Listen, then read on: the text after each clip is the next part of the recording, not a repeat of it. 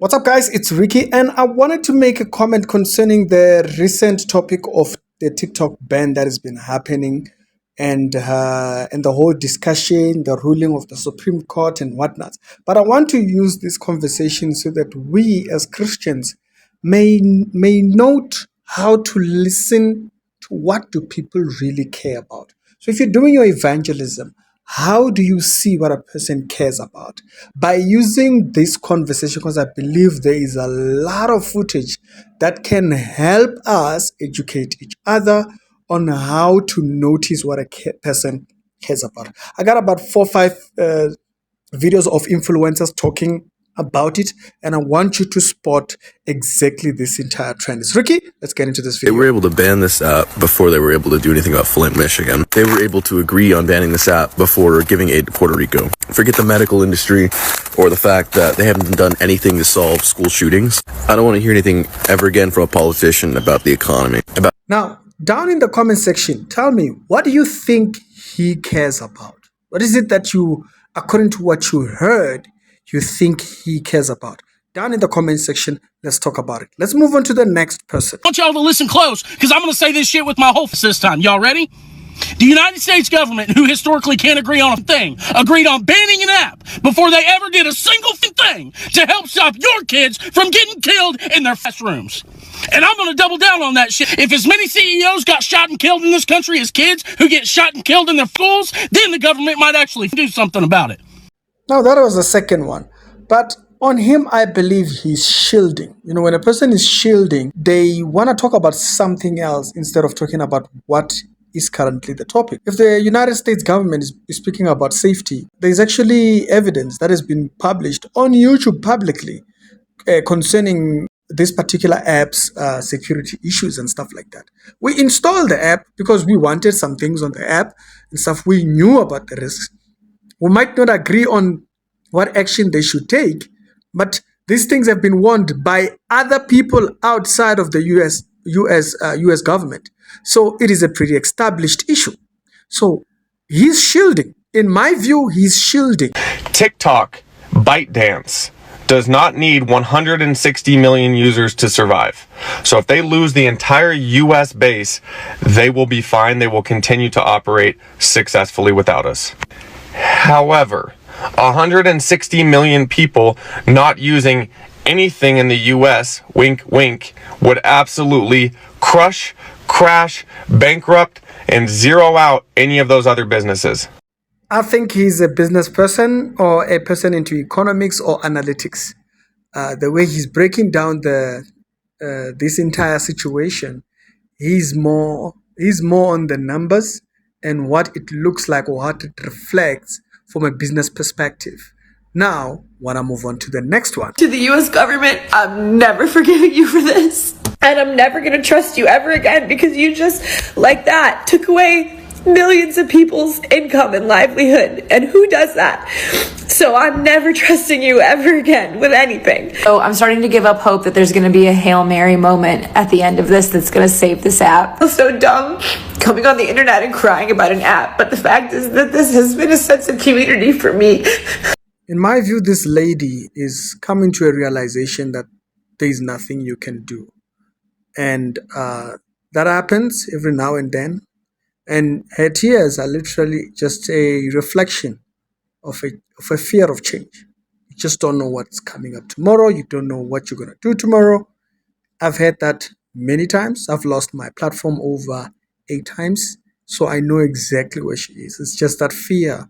But I believe she'll be okay. Followers, or 10 million followers, but I do have a platform. It's the biggest platform I have, and I worked really hard to make it. On top. Remember, keep your mind focused on the task.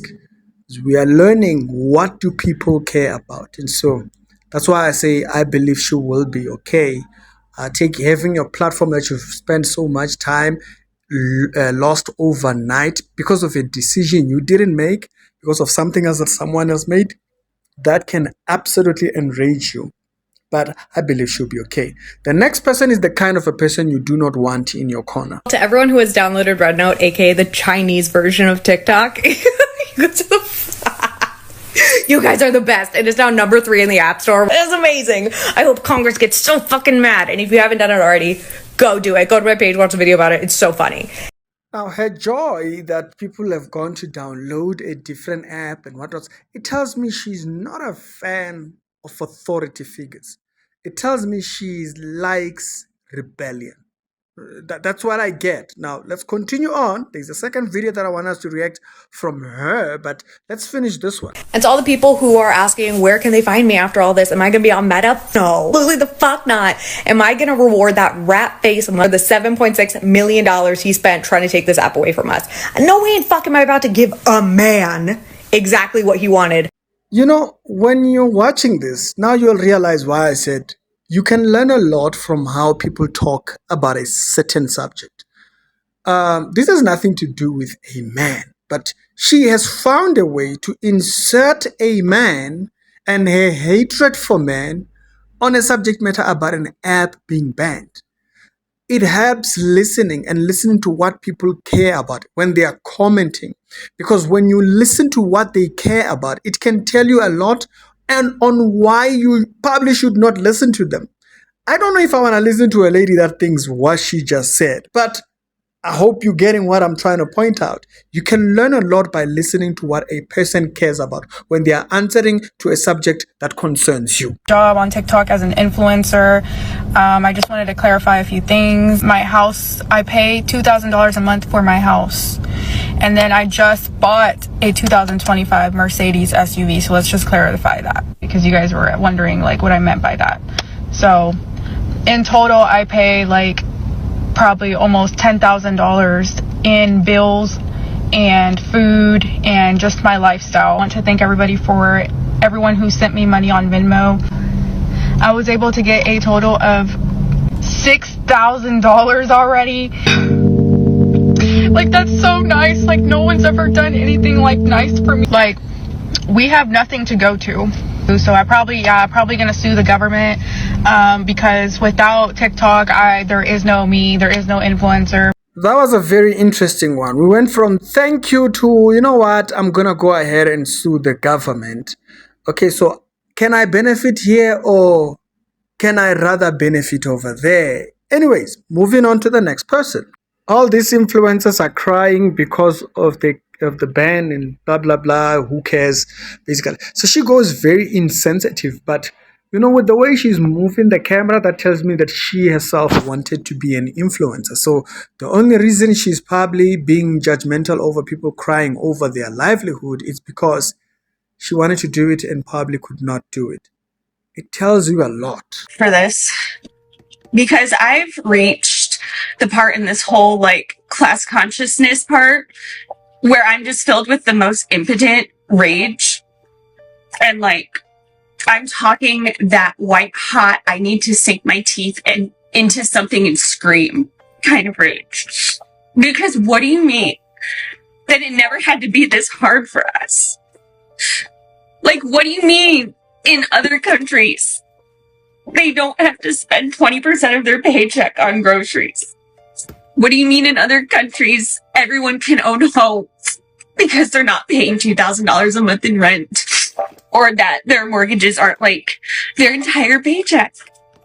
What do you mean that people in China work one job and they don't even work 40 hours and they can easily afford their life? I'm over here working 60 hours a week, just me as a single parent to like make ends meet, and I'm penny pinching every single second, and like there's so much of life that my kid misses out on and that I miss out on because of money and like work and no social support net. And you mean to tell me that it didn't have to be like this? They keep us in these chains on purpose and it never had to be like this. Like I can understand this woman's pain. You know, when you just there's mostly like this particular mindset she's under right now. It happens when you solve something and then something goes wrong. You solve something, something goes wrong. To survive that, you have to start working at not feeling like a victim and try and work at the next plan. What can I do next? And then you invest your your emotions and your thoughts concerning that. Yes, it can feel helpless because you do this, you fix this, and then something goes wrong. You fix this, something goes wrong. I know exactly where she's at, and it is very. You can feel powerless, but try focus. About this. It can't stay like this. It doesn't have to stay like this. So the people saying they don't feel bad for all of the influencers and creators and whoever that are losing their jobs and their livelihood on TikTok Shop, that is so rude. Now I understand it might not be a traditional job and honestly maybe overpaid, but this is people's entire livelihood. This is their creative outlet. This is their way of connecting with people. And this is not even a selfish connecting with people. This is like their way of healing people. You know how many influencers I follow with millions of followers, like Yolanda or like, I don't know, even Alex Earl. They are my friends as well. Like they're so heartwarming to watch. And whether The painful part about what this lady was saying here is that there's a lot of people that don't realize. A lot of times when they are bored with what they see on television, which can bore them, they turn to social media. And then the social media content that they spend more time on is not their friends' content. It is the content that is created by someone who that might be their livelihood. And the unfortunate part is that if that person loses their platform, that's it. They forget about it. They move on and find other people to watch. And so that person is left to thinking, that person that occupied them that time. So I can completely understand that mindset. And I hope this video kind of stretches. What is it that people care about when you are listening to them? Crying about TikTok being banned. And it touched my heart. And I can't say really, lady, because this app has changed a lot of people's lives. And let me tell y'all this. We just talking. I'm in carpool line. This is really about power. But do you know right now, people are stressing, wondering what's going to happen with their business? How they going to... One lady say she just bought a car and she don't know how she going to pay the car note.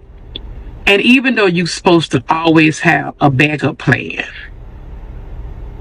but still, why take something from us that's helping us or helping the world? We will never get an opportunity like this ever again. I understand they have YouTube and they have Facebook, but it's all about power. And again, I don't think they're going to do it. I think they want to show us they can do it. But they are really stressing a lot of people out. They got me feeling like I want to go to the store and get a pack of cigarettes and I don't even smoke. I wouldn't dare, but I'm just saying. And that's all you see. You don't see anything else on the For You page. So we might be laughing and joking, but they have some people that's really hurt. Some people don't even have family. This is the only family they have on TikTok. And them take it away. I'm worried, but I also know God. You have to put things at God's feet. So, and you hear so much. I don't know what to believe. We kind of all over the place. So a representative of the Chinese Foreign Ministry, they asked the question about what they thought about United States Americans joining the Red Note app. And he stated that selecting your social media is a personal choice and that everyone is entitled to their personal choices in selecting the type of social media platform that they use. He also stated that he encourages the cultural differences and the cultural experiences that we are exchanging with one another on the app. It is crazy that another country is embracing our preference when it comes to social media. The same freedom and right that we should possess in the United States, we're getting from a different country, and they don't have any problem with it. No, is working. We are tanking Meta stock right now. So why not keep this train rolling? Let's see what else we can tank, because we're petty and literally Why the fuck not? How about we all head into the App Store and flood the reviews for Facebook? Don't just talk about the Meta platforms, talk about Zuckerberg and his weird little makeover directly. Troll that bitch. Tell Elon Musk exactly what you think of his weird little alien body and his Adrian Dittman account. And while you're there, since you'll already be in the App Store, why not head over to TikTok and Rednote and flood them with 5-star reviews? Like I said, this lady really loves rebellion. She loves chaos. She loves destruction.